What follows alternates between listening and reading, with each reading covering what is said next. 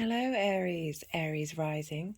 So the astrology that I'll talk about will be focused on those of you watching who have Aries in your first house, which is your rising sign where your ascendant is. For those of you tuning in who have Aries placements, you may still find some clarity and information and guidance with what has come up, especially in the tarot. And for those of you just wanting to tap into Aries energy, this can also be a great resource of finding wisdom. So, Aries, I recorded your session along with Pisces yesterday, but unfortunately there was a malfunction with the camera and they didn't, well, I thought I was recording, but they didn't record. The cards were shuffled and these were the cards that come through, but because of this I will pull a clarifying card or just a card that's adding to the general message for you. Aries rising, you have this lunation and you've had Saturn going through your 11th house. This is your house of groups, alliances, it's community, it's the people, like-minded people you want to interact with. It's also the house of hopes and wishes. So for the first card, we pulled the Two of Swords. This is about stillness and peace needing to be at hand because there are two conflicting ideas, two conflicting spaces in this area of your life that if you'd chosen a side or taken action, it may have caused even more conflict that might have been surrounding you in your groups, in your friendship circle, and you've had to remain calm, or it may be with Mars being retrograde in your third house, that there may have been some frustrations, some words that have cut to the core happening in your day-to-day, and this has been funneling into your 11th house. But with Mars going direct, there's been a new sense of momentum. However, we've got Pluto funneling energy from your 10th house into your 11th house. It's bringing in this transformation period that you've had in your career, your sense of self, and it's pouring into your 11th house of hopes and dreams and communities, and really allowing you to bring in all that you've learnt during that time into this new moon, and able to set intentions about the kind of people you want to be around, the wishes for your future that you want to set down. We also have Jupiter and Juno conjunct each other in your first house. This may be over your ascendant or any other planets that you have in this house and sign in Aries. Jupiter and Juno moving through your first house. Jupiter's about wisdom and opportunities and helping bring expansion and growth of self. This is a wonderful transition period. Jupiter starting a new cycle in your first house. You've also had Chiron going through that house, which I can understand why that might bring up issues with Saturn in Aquarius, that may have dug up some wounds about yourself that are reflected in your groups, and you just, there's been tension and limitations and boundaries in that area of your life that have sort of caused you to find some stillness or attempt to find some stillness during this period. Which can help really help you understand who you are. We also pulled the Judgment card, which is about resurrection. Unlike the Death card, which is about letting things go and transforming through release, this is about leveling up and seeing new parts of yourself and integrating that and helping your soul's journey expand. I feel this is particularly linked to the sextile with Jupiter and Juno, which is about integrating commitment to the wisdom of yourself while sextiling this new and this new moon, and a sextile is an aspect of Venus, which is about bringing harmony and desire into your ability to manifest in that 11th house energy.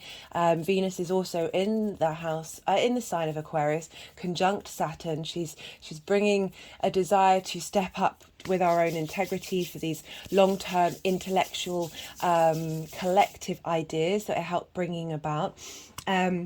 And the third card that we have, which is a lovely, we've got these two cards, two cards with the number 2. So it's a switch of energy from this impasse, this pause. It was surrounded by conflict, to this union of self, this being able to bring love into your relationships with that, whether that be yourself, whether that be intimate, or whether it'll be in a group environment where you're able to, having gone through this period of resurrection, be able to use what you've been learning through this time in order to transmute love. And what I really love is you got 2 cards that came out when I was using the numerology spread deck, and that's individuality and happy endings. And I really liked how individuality came up for your 11th house. We see here we have the number 11, and how, as an Aries, you're the first spark of life, you're the first fire sign, you're very independent, you're very much yourself, and there's in general very little masks with your delivery of who you are in group environments, which perhaps in the past may have caused this tension and this conflict that you've been having to work on a personal level. But with the integration of all these energies and coming out with the 2 of Cups at the end of this, and how we move forward with this energy, that you're able to bring this a happy ending of integrating the individual in a group environment. It's very Aquarian energy to have that in the 11th house. Aquarius likes to be separate and autonomous and very much itself, while working with the collective. So I really like this message that's come through for you, Aries, and I do apologize for not recording, and I promise again that these cards were shuffled. And it was such a lovely reading, and I really, it's such a positive reading too. And for a lot of the readings, the original, the first card definitely represented this sort of the struggles that we have with the Saturn transit.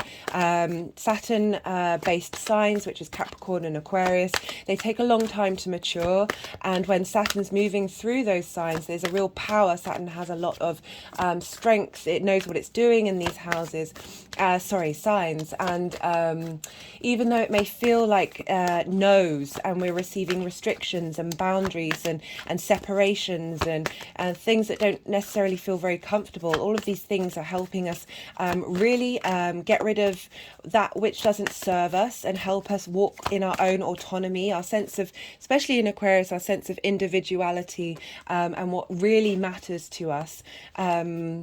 And really helps with long-term future goals and plans of who we think we are. And see, no, those didn't want to come out. Because you didn't get to see me shuffle before, I'm just going to pull another card for you. That Saturn signs take a long time to mature, but when they do mature, there's sort of a weight lifted. There's a sense of peace that follows these transits. There's a release from the boundaries, and acceptance of those limitations can set us free and have us stop fighting things that might necessarily not feel particularly pleasant, because we've reaped the rewards. We've learned the lessons. So we've got the King of Wands here, which is really, it's a great sign for Aries. As I said, you're the first fire sign. So there's a sense of the individual space, rather than the collective space. and that is your soul's purpose in life, to experience that. But with the King of Wands, it's showing moving through to a state of maturity and bringing that sort of that youthful independence, and helping you find, while holding on to that, finding a sense of balance and stability, good foundations. I also feel that very much linked to Jupiter going through your first house, starting a new cycle, and being able to really draw that wisdom in and help the collective with what you've learned. I hope that helps, Aries, and be well until we meet again. Pisces rising. So for those of you with Pisces rising who are tuning in, the astrology will link to your first house, which is where your ascendant is, and it's called the rising sign because it's the sign that rises first in the morning when you've taken your first breath in the day. For those of you tuning in who have Pisces placements, it's through my own practice and others that we can also glean benefit and information and clarity from checking in with that with the energy that's coming through. Even though it's linked to Pisces rising, it can still be very relevant to who you are and where you're at right now, and in particular to whatever planetary body or point, astrological point that you're looking at. For those of you who are just trying to tap into the Pisces energy and you don't necessarily have anything in that area of your chart, it's all still very relevant to your experience, and you may find some seeds of wisdom from what's coming through. So Pisces, like Aries, I thought I was recording your 2 sessions, but it turns out I wasn't. So I am redoing them for you today. I will pull another card for you to make up for it, but I can promise you that the cards were shuffled and these were the cards that came out. It's such a beautiful reading. And I'm very sad it didn't get recorded, but I'm going to do my best to recreate the messages that came through. So Pisces rising, you've had this Saturn transit happening in your 12th house since 2020, and this is where the new moon will be at 1 degree of Aquarius. And like with all Saturn transits, these we can feel a sense of boundaries and limitations and a sense of no, but Saturn is asking us to do the work to work out what is truly integral to who we are and how we want to walk with personal responsibility and integrity out in the world. And any restrictions you may have felt would have been in the long-term benefit for your stability and foundations long term. Saturn likes to be in the 12th house. So the 12th house is the house of mysteries. Traditionally, it's also known as the house of self-undoing. It's a very sort of conceptual house. It doesn't necessarily manifest in the 3D, but it's the final house. It then blends into the first. It's this point of really really digging deep into the hidden of yourself. It may be a part of your psyche that is very close to you. You can see it, but others can't. But it also may be a part of you that you can't fully integrate or see clearly. It comes out in different ways for different people, and it can also be both at the same time, that it feels very close to you but also very distant. This house can also be a house of isolation, whether that be when you've decided to go on a retreat or you spend more time meditating, or whether this isolation's been inflicted on you. So why does Saturn like to be there? Well, Saturn likes to be by itself. It likes that sense of restriction, that ability to go into isolation and do that deep work in the privacy of its own space. It also, Saturn is traditionally linked to the occult, and the 12th house is a very magical house. I've had a lot of intense experiences come through when I've had a 12th house perfection year, as well as it's a space of rest and can be a space of grief, but that grief can be through the losing of your sense of self, of who you think you are, in order to transform and move forward into the next cycle when we move into the first house. So we have Pluto that's also feeding energy from your 11th house and all that transformational work you've been doing since 2008 in terms of your groups, your alliances, your friends, your hopes. It's feeding that energy into this space to help you find the strength of that transformational energy to continue doing this 12th house work. Saturn will be leaving in March the 3rd, so you're nearly through this transit and reaping the rewards of all that you've learnt during these last couple of years while Saturn's been there, before Saturn moves into your first house. We also have Jupiter and Juno conjunct in your second house of values.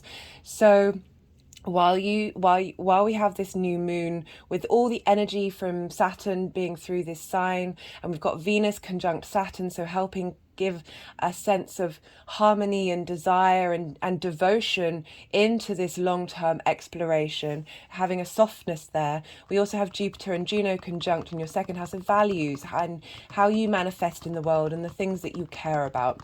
So this sextile energy from Jupiter to the new moon and Juno is an aspect of Venus. So we have a lot of harmony here. We have a lot of facilitations to help whatever you've learned in your 12th house pour into your second house of values and manifestation to really help reaffirm the fundamentals of your foundations from your unconscious, from this space. And what I love is that we've got the Hanged Man for this period while Saturn's been in Aquarius. The Hanged Man is about pause, it's about reflection, it's also about changing your perspective. In a lot of traditions, it's very common to sort of put your body in shapes that it's not used to, in particular standing on your head, because you're looking in a different way. And when we do that on a physical level, it helps us on a metaphysical level be able to expand our perspectives. Now, in Norse mythology, Odin, who hung himself upside down for 9 days and 9 nights from the tree, from the world tree, and he also sacrificed his right eye in order to, at the end of this this ordeal, receive the wisdom of the runes. As I was talking before, the 12th house can be a very magical house of receiving wisdom from that which is unknown, that which you can't see, that which is beyond the tangible, that which is hard to put into words. And so you've been going through this period of pause, of reflection, of absorption, of patience, and being asked not to move. So as I said, it's also the house of rest, the house of isolation, and the Hangman really sums this energy up quite clearly, and this contemplation of this Aquarian energy of outside of the box thinking on the collective consciousness. With Aquarius, there's the capacity to receive downloads just from the air and just by being present and still during this time of what you may have received that will be of benefit to you and in the receipt of great wisdom. That's it, because I remember when I did the reading, they were first like this, but then they wanted me to move this around here because we have the World card, which is a Saturn card. This is traditionally in the tarot, this is Saturn's card. This is about the world opening up to you, which is wonderful after being in this 12th house space with Saturn there, that now that you've uncovered those things that may be hidden, you've helped integrate those things into yourself, you now have the space to be free. You now have the space to enjoy the world and dance and take pleasure in it. I love that this figure has wings, symbolizing a sort of a weightlessness, a lightness of being, having gone through this 12th house experience. In predating the Rider-Waite deck, the world, there used to be a figure on it, and it used to be a hermaphrodite, where it was both male and female. We have this linked into Jupiter and Juno, representing the masculine and feminine, and the integration of these parts of us is very much my practice, that we have the masculine and feminine within us, as well as the neutral, which is the ability to be fluid between these three parts of who we can possibly be. And the more that we integrate these things, the more that we free up energetic space within us to really see, this is one of the most positive cards in the deck, really receive this abundance, this sense of play and joy of existing for the sense of being yourself. And the final card is this new spark, this new sense of motivation. Aces are a start of a new journey. They hold all of the energy of the suit that they represent. This represents fire. This could perhaps be linking into the fact that through the work that you've done in the 12th, you are feeding that energy into the second and really setting yourself up to have this powerhouse of courage and strength and passion and motivation in your ideals and your values and your resources. And this is such a wonderful spread. I really love this. And we also, the final card that we have was follow your dreams. And that just all together, it's really highlighting. As I said, with a lot of the other readings, the initial cards would always kind of show the sort of the struggles or the challenges that we've been going through with Saturn being in Aquarius, and I'm a big fan of Saturn. A lot of my planets have hard aspects with Saturn.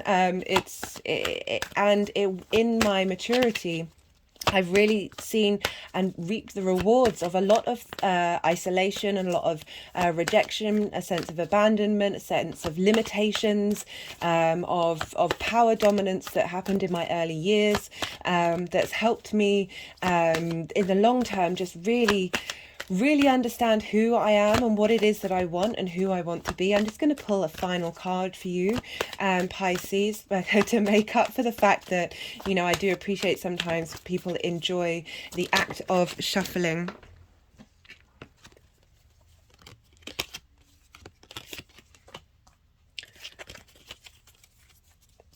So this, we just pulled the Two of Swords, which has come up quite a bit in these readings.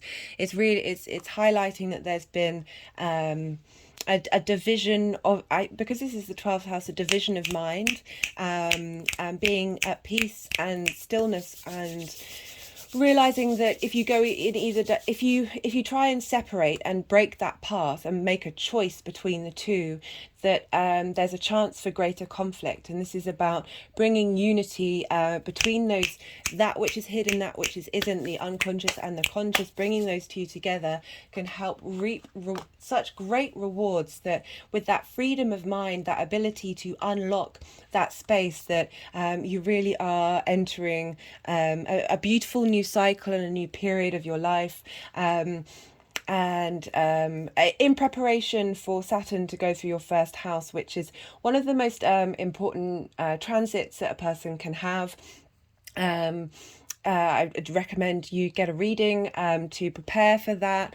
But I think because Saturn's gone through Capricorn and Aquarius, you would have had a real sense of what the Saturn work needs to be done.